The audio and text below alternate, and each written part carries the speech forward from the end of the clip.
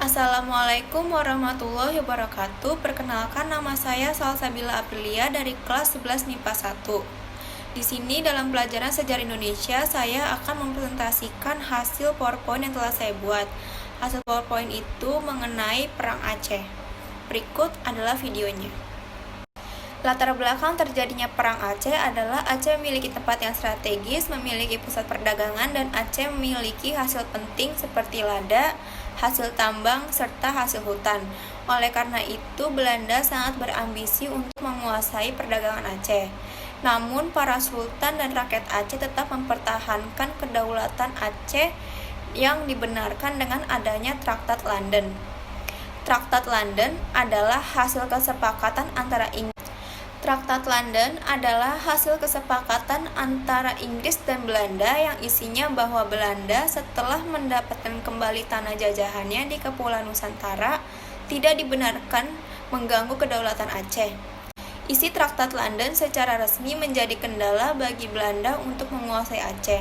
Tetapi secara geografis politis, Belanda merasa diuntungkan karena kekuatan Inggris tidak lagi sebagai penghalang dan Belanda mulai dapat mendekati wilayah Aceh. Pada 1 Februari 1858, Belanda menyodorkan perjanjian kepada Sultan Siak Sultan Ismail. Perjanjian tersebut dikenal dengan Traktat Siak. Traktat Siak itu isinya Siak mengakui kedaulatan Hindia Belanda di Sumatera Timur, yang artinya daerah-daerah yang berada di pengaruh Siak seperti Delhi, Asahan, Kampar, dan Indragiri berada di bawah domisili Hindia Belanda. Sebelum Traktat Siak, terdapat perjanjian antara Inggris dan Belanda yang isinya mengizinkan Belanda masuk Aceh. Perjanjian tersebut dikenal dengan Traktat Sumatera, yang isinya antara lain Inggris memberi kebebasan kepada Belanda untuk memperluas kekuasaannya di seluruh Sumatera. Dalam posisi yang terancam, Aceh mencari sekutu, dan pada tahun 1873 Aceh mengirim Habib Abdurrahman pergi ke Turki untuk meminta bantuan senjata. Namun langkah-langkah tersebut tercium oleh Belanda, dan Belanda melalui komisaris Nieuwenhuizen mengumumkan perang terhadap Aceh. Maka pecahlah pertempuran antara Aceh melawan Belanda. Dan ini adalah peta perang Aceh yang digunakan masyarakat Aceh atau Sultan Aceh pada saat terjadinya perang. Agresi tentara Belanda terjadi pada tanggal 5 April 1873. Tentara Belanda di bawah pimpinan Jenderal Mayor J.H.R. Kohler terus melakukan serangan terhadap pasukan Aceh. Pasukan Aceh yang terdiri atas para ulebalang, ulama, dan rakyat terus mendapat gempuran dari pasukan Belanda. Pada tanggal 14 April 1873 terjadi pertempuran sengit antara pasukan Aceh di bawah pimpinan Tengku Imam Longbata melawan tentara Belanda di bawah pimpinan Kohler untuk memperebutkan Masjid Raya Baitur Rahman. Dan pada akhirnya pasukan Aceh berhasil membunuh Kohler di bawah pohon dekat Masjid Raya Baitur Rahman. Dan pohon tersebut kemudian dinamakan dengan Kohler Boom. Terbunuhnya Kohler menyebabkan pasukan Belanda ditarik mundur ke pantai. Dengan demikian, gagallah serangan tentara Belanda yang pertama. Doktrin para pejuang Aceh dalam melawan Belanda hanya ada dua pilihan, syahid atau menang. Pada tanggal 9 Desember 1873, Belanda melakukan agresi atau serangan yang kedua. Serangan ini dipimpin oleh J. Van Swieten. Para pejuang Aceh harus mempertahankan masjid dari serangan Belanda yang bertubi-tubi. Tentara Belanda kemudian menuju istana. Kemudian pada tanggal 15 Januari 1874, Belanda kembali menduduki istana setelah istana dikosongkan. Para pejuang Aceh tidak pernah mengendorkan semangatnya melawan Belanda. Di bawah pimpinan ulebalang, ulama, dan ketua adat, rakyat Aceh terus mengobarkan perang melawan Belanda. Tokoh ini kemudian menggalang kekuatan bersama Teku Cikditiro. Kemudian Belanda menambah kekuatannya sehingga dapat mengalahkan serangan-serangan yang dilakukan pasukan Habib Abdurrahman dan Cik Ditiro. Namun Habib Abdurrahman akhirnya menyerah kepada Belanda, dan sementara Cik Ditiro mundur ke arah Sigli untuk melanjutkan perlawanannya melawan Belanda. Kemudian pada tahun 1884, Muhammad Daud Shah secara resmi dinobatkan sebagai sultan dengan gelar Sultan Alauddin Muhammad Daud Shah yang bertempat di Masjid Indrapuri. Pada acara penobatan tersebut, para pemimpin Aceh memproklamirkan ikrar Perang Sabil atau Perang Sabil. Perang Sabil merupakan perang melawan kafir Belanda atau kafir Belanda yang bertujuan membela agama, mempertahankan tanah air, dan jihad untuk melawan kezaliman di muka bumi. Dengan digelorakannya Perang Sabil, perlawanan rakyat Aceh semakin meluas.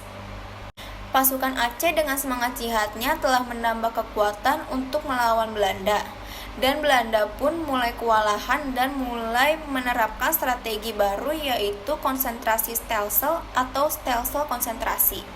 Namun sayangnya strategi baru Belanda itu belum efektif dan malah menyebarkan perlawanan Aceh dari satu tempat ke tempat yang lainnya. Pada tahun 1893, Tengku Umar menyerah dan Belanda menjadikannya panglima tentara Belanda yang diberi gelar Tengku Johan Pahlawan. Namun Tengku Umar tidak serius dalam melawan bangsanya sendiri, dan Belanda pun mulai geram terhadapnya. Oleh karena itu, Belanda tidak ada pilihan lain untuk melaksanakan usulan Snout-Hoorn untuk melawan Aceh dengan kekerasan. Snout-Hoorn mulai menyamar. Ia memakai nama samaran Abdul Ghaffar. Ia mengusulkan beberapa cara melawan rakyat Aceh. Yang pertama, memecah belah persatuan dan kekuatan masyarakat Aceh. Yang kedua, menghadapi kaum ulama yang fanatik dalam memimpin perlawanan harus dengan kekerasan, yaitu dengan senjata. Yang ketiga, bersikap lunak terhadap kaum bangsawan beserta keluarganya. Untuk memasuki fase tersebut, diangkatlah gubernur militer, yaitu Van Hoots menggantikan Van Vliet. Perang ini berlangsung selama 10 tahun.